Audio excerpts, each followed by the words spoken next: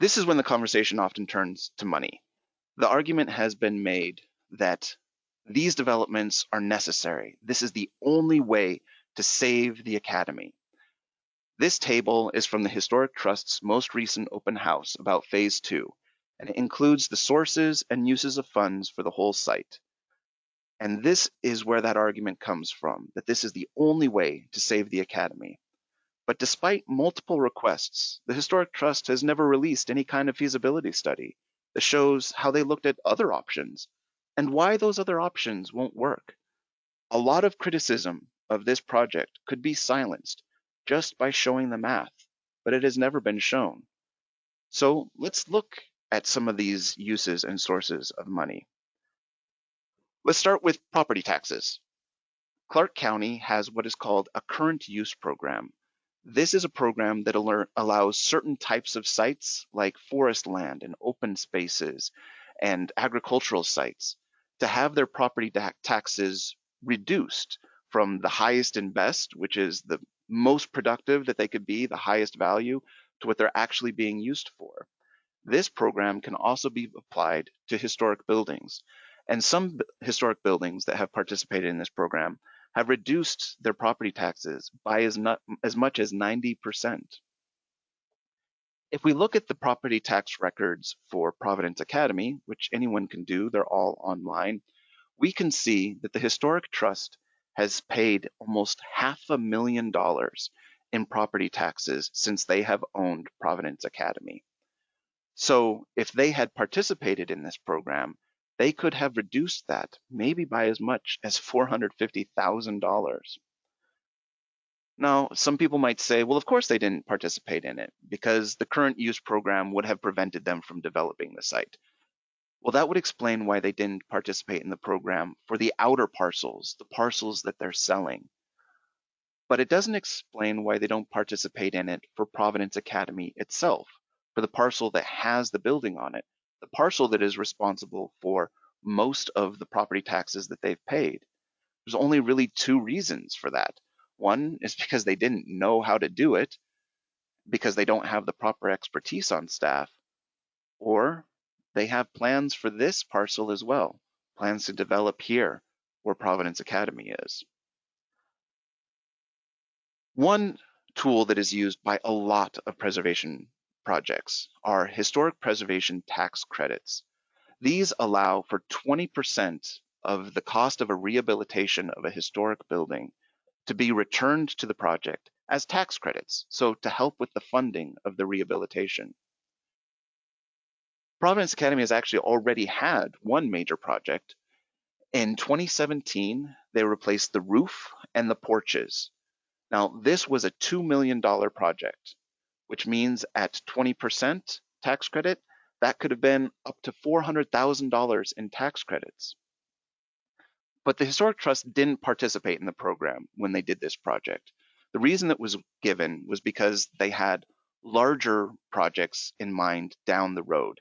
And the tax credit program is really just a one-shot deal. You usually only get to participate in it one time.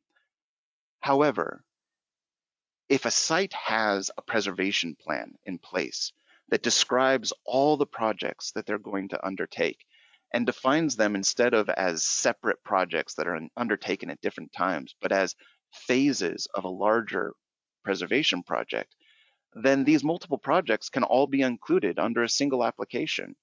So with a preservation plan, they could have included this project as well. Now let's talk about the larger, later projects. According to the sources and uses of funds table that the Trust had at their open house, the building and site improvements that remain for Providence Academy will cost around $15 million. At a 20% tax credit, that's up to $3 million in tax credits available for this project. However, the Historic Preservation Tax Credit Program is governed by a set of rules and administered by the National Park Service.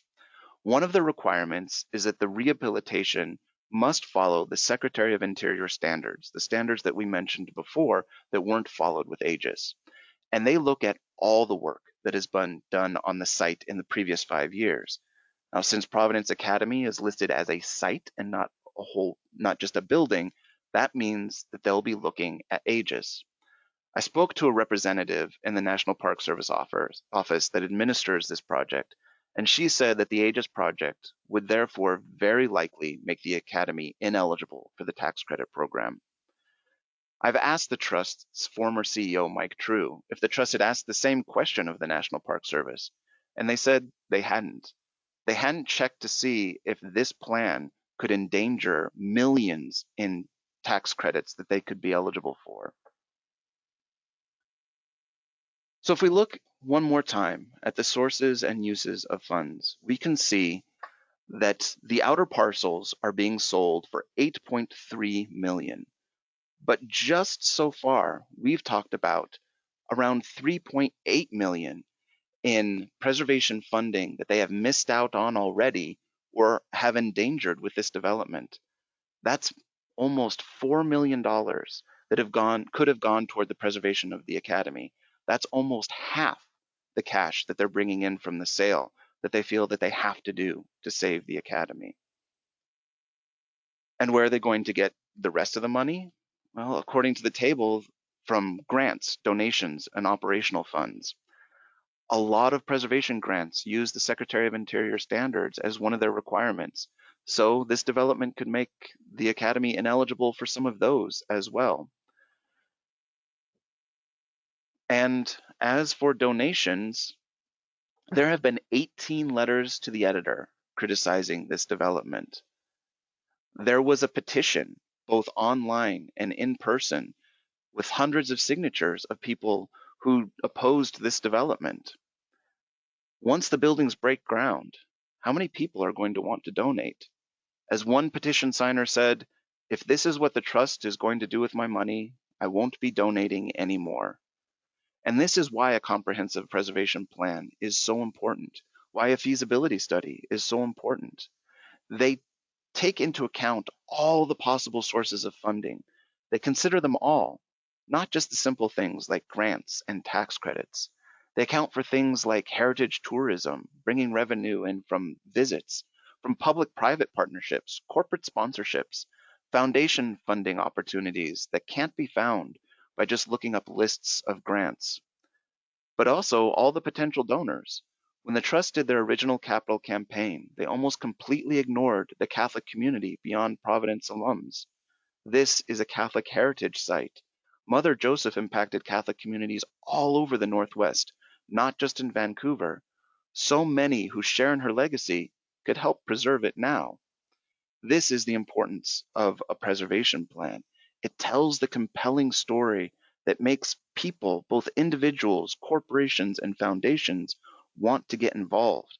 And without them, that story is hard to tell, and it's difficult to raise the money that is needed for a project like this.